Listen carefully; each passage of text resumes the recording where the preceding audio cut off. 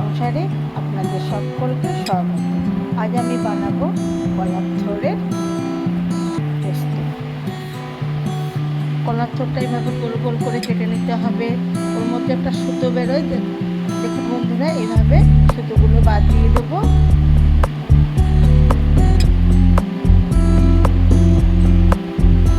সুতোগুলো বাদ দেওয়ার পর ছোট ছোট করে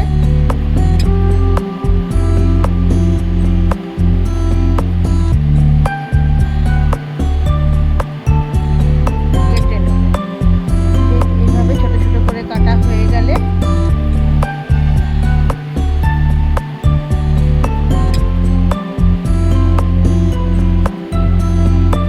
আমি জলের মধ্যে একটু হলুদ দিয়ে ভিজতে দিয়ে দেবো।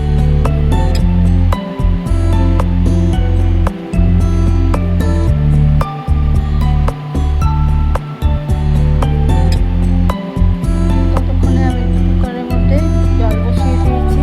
হলুদ দিয়ে ভেজার জন্য কলার থোড়টা কালো হয় না। কলার মোচা ও কলার থোড় যখনই কাটা হয় তখন ওর মধ্যে একটু হলুদ দিয়ে দিতে হয়। এবার আমি সামান্য নুন দিয়ে কলার থোড়টা সেদ্ধ হতে দিয়ে দিলাম।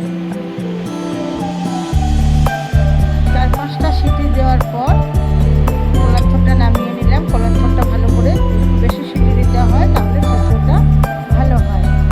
এদিকে আমি ততক্ষণে কড়াই বসিয়ে কড়াইয়ের মধ্যে একটু তেল দিয়ে দিলাম। তেলের সামান্য পরিমাণে আমি পাঁচফোড়ন দিলাম। এবার সেদ্ধ করা থোড়টা একটা ঝুড়ির মধ্যে ঝেড়ে আস্তে আস্তে জলটাকে নিংড়ে বের করে তেলের মধ্যে দিয়ে ভালো করে ভেজে নিলাম। ওর মধ্যে একটু নুন, অল্প একটু হলুদ গুঁড়ো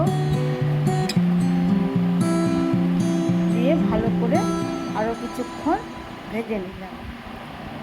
কলার থোড়ে একটু মিষ্টি দিলে খেতে স্বাদটা ভালোই হয়, তার জন্য 1 চামচ মতো চিনিও দিলাম। এবার আমি পোস্তটা আগে থেকে পেস্ট করে রেখেছি। কিছুক্ষণ ভেজে নেওয়ার পর পুরো জলটা যখন শুকিয়ে এলো, পোস্ত বাটাটা দিয়ে নেড়ে চেড়ে শুকনো করে আমি নামিয়ে নিলাম।